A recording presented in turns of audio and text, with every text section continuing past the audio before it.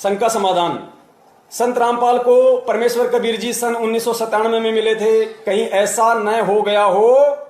पुण्यात्माओं ध्यान से देना, ये परमात्मा ने फिर स्पष्ट कर दिया। शंका समाधान। संत रामपाल को, गुरुजी कह रहे हैं कि संत रामपाल को परमेश्वर कबीर जी सन 1997 में मिले थे।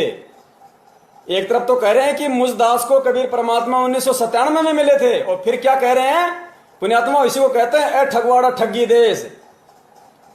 1997 में मिले थे, कहीं ऐसा ना हो गया हो कि रामपाल को सतलोक भेज दिया हो और उन्होंने रामपाल का वेश बनाकर रखा हो। यहां गड़बड़ी हो सकती है। यानी गुरुदेव प्यार में कह रहे हैं कि भैया मुझे तो यहां गड़बड़ी लगती है, कहीं ऐसा ना हो कि रामपाल को तो सतलोक भेज दिया हो और खुद ही बैठा हो। जय हो बंदी छोड़ की। तो पुण्यात्माओं यही है वो कि तेरा रामपाल अज्ञान किया सतलोक का वासी। और ऊपर गुरुजी ने स्वयं बता दिया कि भगत ए क्या मानते हैं और भगत बी क्या मानते हैं। चाहे आगे देखो, रामपाल जेल में पड़ा है, कबीर जी नहीं हो सकते। आगे देखो क्या लिखा गुरुदेव ने, भगतों के लिए अपना गुरु कबीर जी ही होना चाहिए, चाहे वह माता से जन्म ले या चाहे बिना माता के।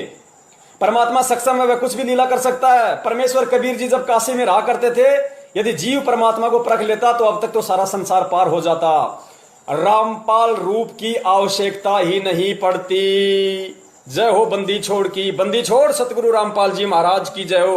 भेद दे दिया परमात्मा ने कि रामपाल रूप में कौन है। परमात्मा कह रहे हैं कि भक्तों के लिए अपना गुरु कबीर ही होना चाहिए, चाहे वह माता से जन्मा है या बिना माता के। परमात्मा सक्षम है, वह कुछ भी लीला कर सकता है।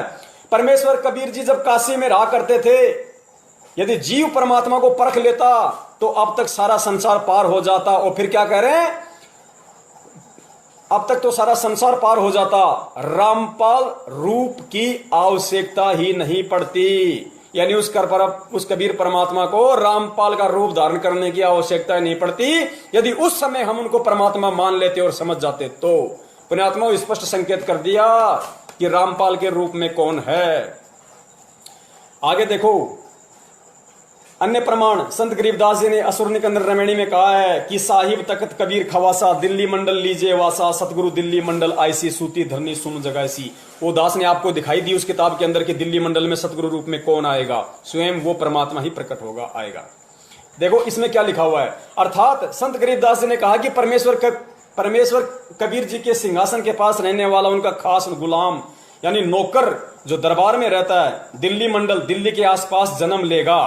फिर उसके रूप में सतगुरु संत गरीबदास जी के सतगुरु कबीर परमेश्वर जी, यानी वर्तमान में दिल्ली मंडल में जो सतगुरु दिल्ली मंडल आईसी, संत रामपाल जी महाराज जी के विषय में जो सतगुरु दिल्ली मंडल आईसी आएगा, कहते फिर क्या होगा, फिर उसके रूप में सतगुरु संत गरीबदास जी के सतगुरु कबीर परमेश्वर जी दिल्ली मंडल में आवसी आएंगे। भक्तिहीन, धर्म दानहीन, कंजूस लोगों को शुभ कर्मों के लिए प्रेरित करेंगे। फिर कोष्टक में लिख रखा है पुण्यात्माओं, यह सीधा संकेत दास की ओर लगता है। गुरुजी कह रहे हैं छुपाते हुए अपने आप को कि भैया कि वो सतगुरु दिल्ली मंडल आईसी, सूती धरनी सुम जगाईसी की वो कबीर साहब का नौकर दिल्ली मंडल में आएगा।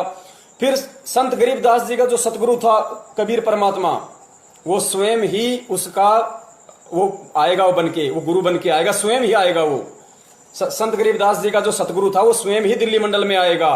फिर कहते हैं ये सीधा संकेत दास की ओर लगता है। पुण्यात्मा और क्या बाकी रह गया। अब वो ये नहीं कहेंगे कि मैं हूं वो मैं ही हूं, ये नहीं कहेंगे। अन्य प्रमाण भी दे रखे हैं। फिर परमेश्वर ने क्या बताया, अब आप उपरोक्त प्रमाणों व प्रसंगों से समझ सकते हैं कि परमात्मा कबीर जी माता से जन्म नहीं लेता। कि एक फिल्म में चूंकि कोई भी अगर वाणियाँ हैं, कोई फिल्म के माध्यम से भी अगर कोई वाणी है या किसी और पंथ के माध्यम से वाणी है, अगर वो हमारे सतगुरु के में सही फिट बैठ रही है वर्तमान समय में, तो हमें साथ संगति में अपने भाई बहनों के साथ उसको ज़रूर प्रयोग करना चाहिए। उसका जो निहितार्थ है वर्तमान में उसको समझना चाहिए। तो एक वाणी है जो कल से दिमाग में इसी तरह आ रही है कि इसका ज़रूर जो उस समय लिखा गया था, किसी लेखक ने फिल्म में लिखा था, लेकिन आज वो यथार्थ रूप में प्रयोग हो रहा है उसका। तो वाणी क्या है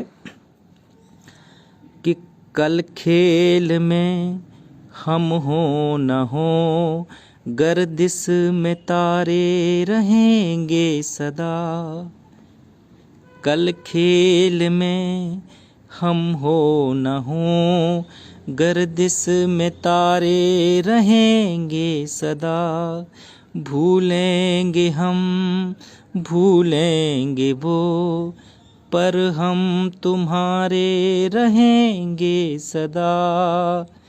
ये मेरा गीत जीवन संगीत, ये मेरा गीत जीवन संगीत, कल भी कोई दोहराएगा, जग को हंसाने बहरूपिया रूप बदल फिर आएगा।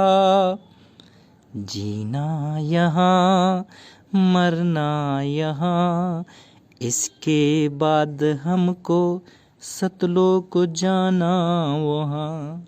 तो भाव बहुत गहरे हैं कि क्या कि ये मेरा गीत जीवन संगीत, कल भी कोई दोहराएगा, जग को हंसाने बहरूपिया रूप बदल कर फिर आएगा।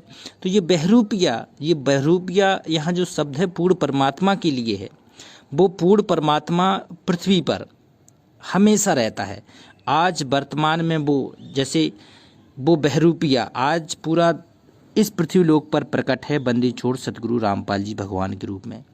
तो अभी लोगों को समझ में नहीं आ रहा है, अभी नहीं आएगा समझ में, लेकिन क्या है कि गर्दिश में तारे रहेंगे सदा। आगे के जो समय है वो गर्दिश में तारे रहेंगे सदा, क्योंकि आगे का जो जीवन है वास्तव में भविष्यवाणियों में कई लोगों ने बताया है कि गर्दिश में रहने वाला है।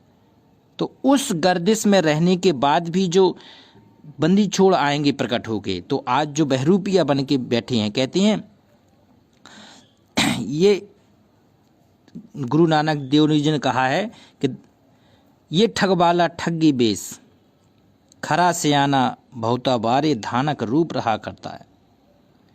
ये ठगवाला ठगी भेष, जो ठग में बैठा है बंदी छोड़, ये खरा सुहाना बहुते बारे धानक रूप रहा करतार।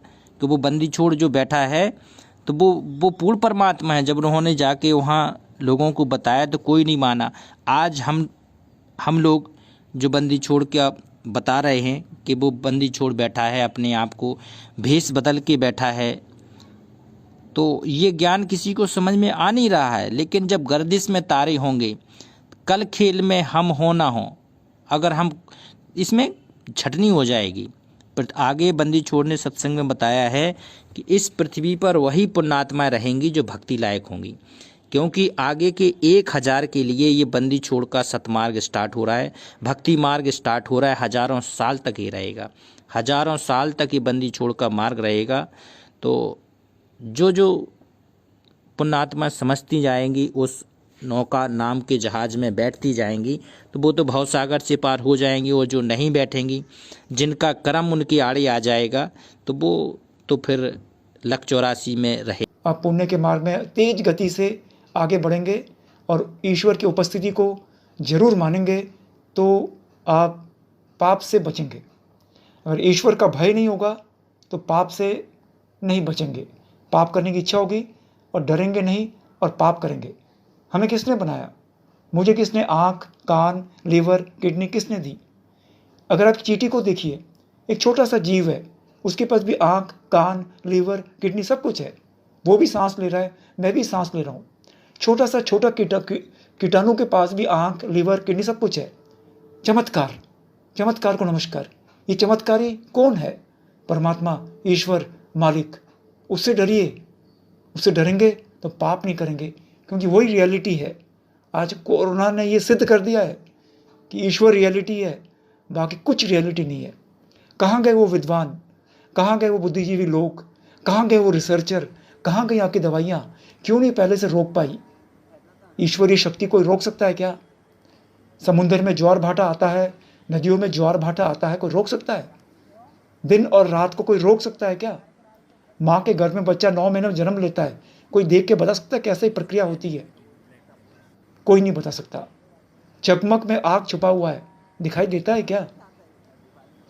इसी प्रकार जब तक दूध को अब किसी चीज़ से घुमाओगे नहीं तो मक्खन दिखेगा नहीं।